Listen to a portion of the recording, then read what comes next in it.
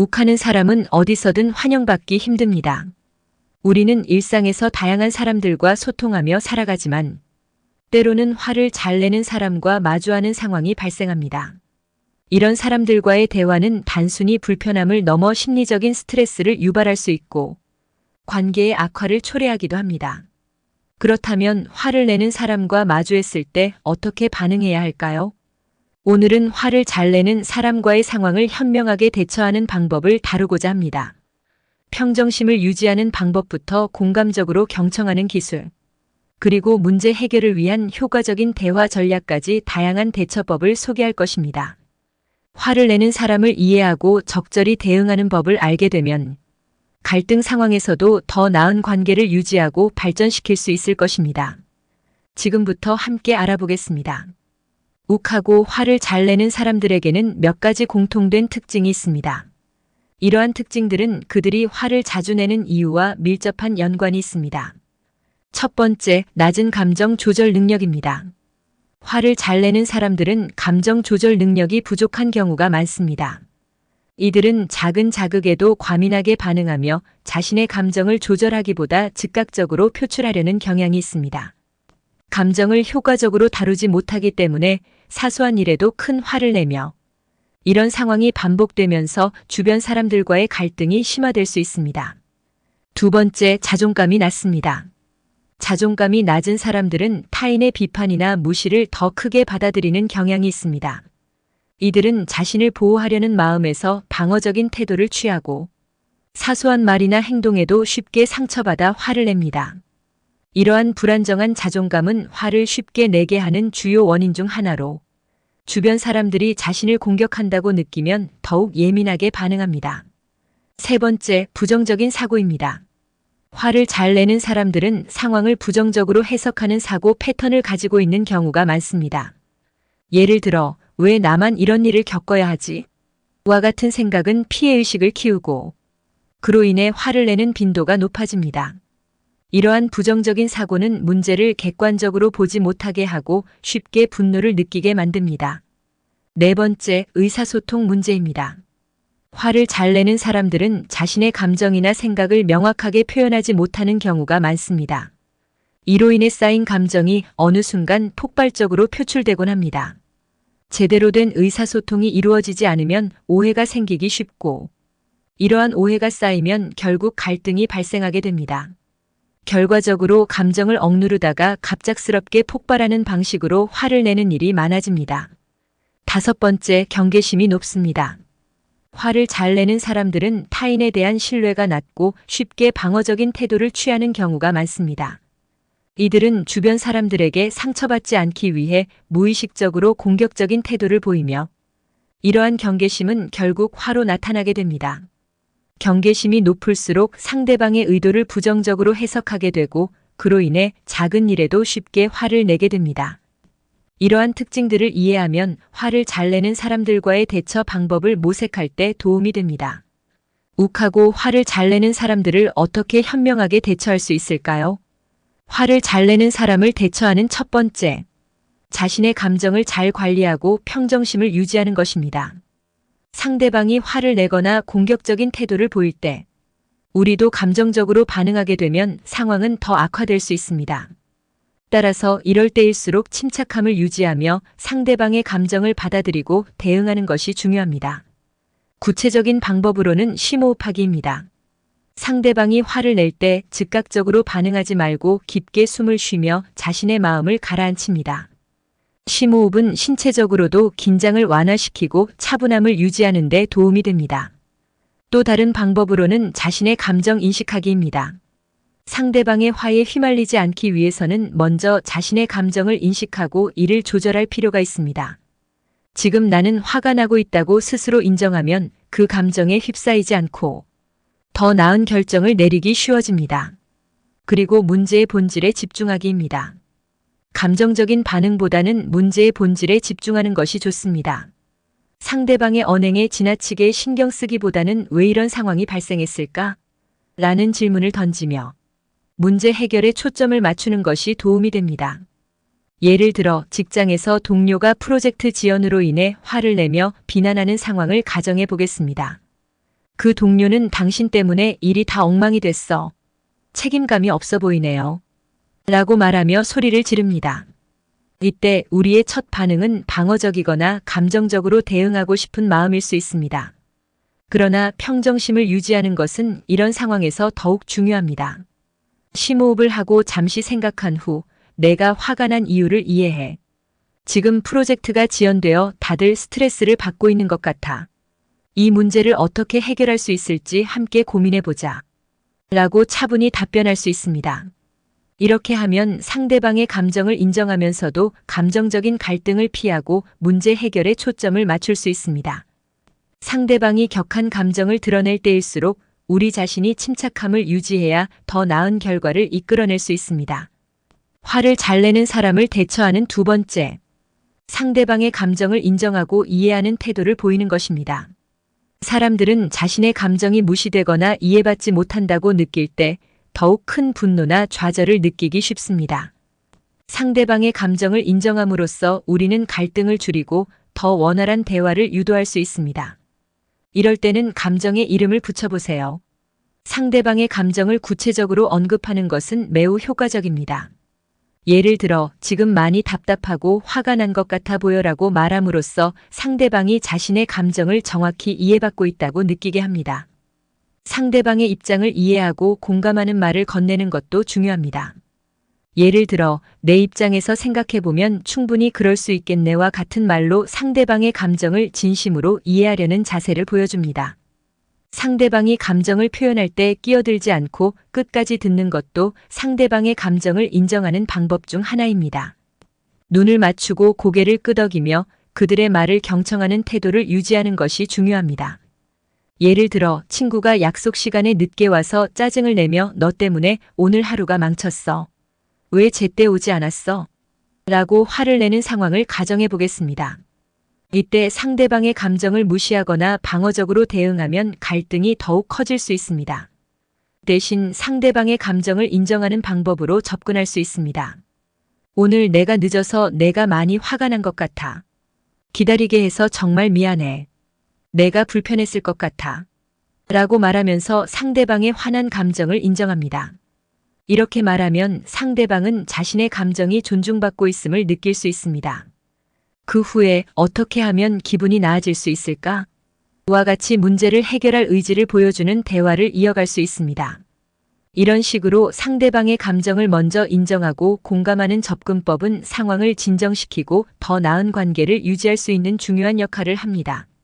상대방의 감정을 인정하는 것은 단순히 사과나 변명 이상의 효과가 있습니다. 이는 상대방과의 신뢰를 쌓고 상대방이 더 안전하고 이해받고 있다고 느끼게 하여 장기적으로 더 건강한 관계를 유지할 수 있게 돕습니다. 화를 잘 내는 사람을 대처하는 세 번째, 개인적 공격을 피하세요. 상대방이 감정적으로 격앙된 상태에서는 공격적인 말투나 비난으로 대화를 이끌어갈 수 있습니다.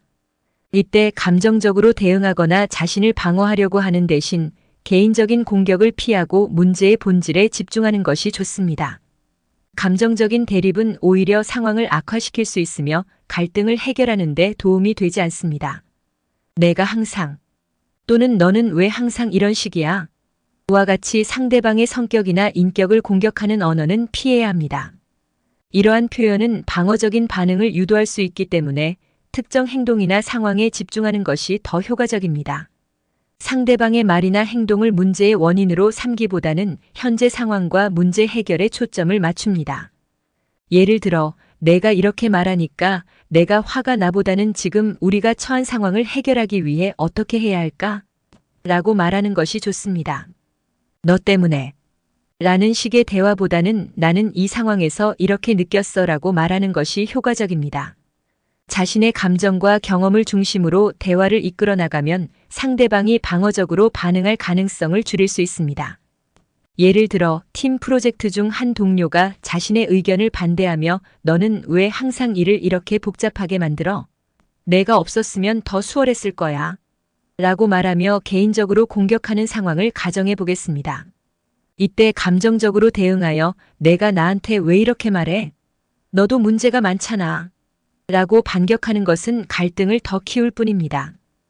대신 개인적 공격을 피하고 문제 중심으로 대화를 이끌어가는 방법을 사용할 수 있습니다. 내가 내 방식에 동의하지 않는 것 같아.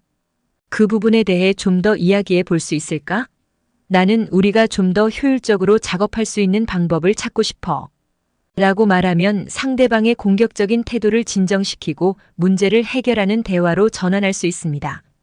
이렇게 개인적인 공격을 피하는 접근법은 상대방의 감정에 휘말리지 않고 상황을 보다 객관적으로 바라볼 수 있도록 도와줍니다. 또한 상대방에게 문제 해결에 대한 긍정적인 의지를 전달하며 갈등을 건설적인 방향으로 이끌어가는 데 중요한 역할을 합니다. 화를 잘 내는 사람을 대처하는 네 번째, 대화 주제 전환하기입니다. 상대방이 화가 나서 욱할 때는 대화 주제를 전환하는 것도 효과적인 대처 방법 중 하나입니다. 감정이 격해진 상황에서는 아무리 논리적으로 접근해도 상대방이 말을 듣지 않거나 상황이 더욱 악화될 수 있습니다. 이럴 때는 잠시 대화를 중단하거나 다른 주제로 대화를 전환하여 감정을 가라앉히고 다시 차분한 상태에서 문제를 다루는 것이 좋습니다. 대화 중 상대방의 감정이 격해질 때 잠시 쉬었다가 다시 이야기해 볼까? 라고 제안하여 잠깐의 시간을 갖는 것이 도움이 됩니다. 이를 통해 서로의 감정을 정리하고 진정할 시간을 가질 수 있습니다. 또한 감정이 고조된 상황에서 대화를 이어가면 논쟁이 계속될 가능성이 큽니다. 이럴 때는 날씨, 취미, 공통 관심사 등 상대방이 흥미로워할 수 있는 중립적인 주제로 대화를 전환해 보세요. 그리고 농담이나 가벼운 유머를 통해 긴장을 완화할 수도 있습니다. 다만 상대방의 감정이 너무 격해진 상태에서는 유머가 반대로 작용할 수 있으므로 상황을 잘 판단해야 합니다. 예를 들어 가족 모임에서 한 사람이 계속 정치적 의견을 강하게 주장하며 다른 사람들에게 비난을 퍼붓는 상황을 가정해 보겠습니다. 이때 서로의 의견 차이로 인해 감정이 고조되고 있는 상황이라면 대화를 계속 이어가는 것이 오히려 갈등을 더 키울 수 있습니다. 이럴 때 대화 주제를 전환하는 방법을 사용할 수 있습니다. 알겠어. 그 부분에 대해서는 다들 의견이 조금 다른 것 같아. 그런데 요즘 새로 본 영화나 드라마 중에 추천할 만한 게 있어? 라고 주제를 바꿔보는 것입니다. 이렇게 하면 상대방도 자신의 감정을 가라앉히고 더 가벼운 주제로 자연스럽게 대화할 수 있는 기회를 얻게 됩니다. 대화 주제를 전환하는 것은 감정적으로 격해진 대화를 한 템포 늦추고 보다 차분하고 건강한 대화를 이어가기 위한 좋은 전략입니다. 이를 통해 상대방도 자신의 감정을 돌아볼 기회를 갖게 되며 더 나은 대화의 흐름을 만들 수 있습니다. 화를 잘 내는 사람을 대처하는 다섯 번째, 경계를 설정해야 합니다. 화를 잘 내는 사람과 반복적으로 마주할 때는 자신의 감정적, 정신적 건강을 지키기 위해 경계를 설정하는 것이 중요합니다.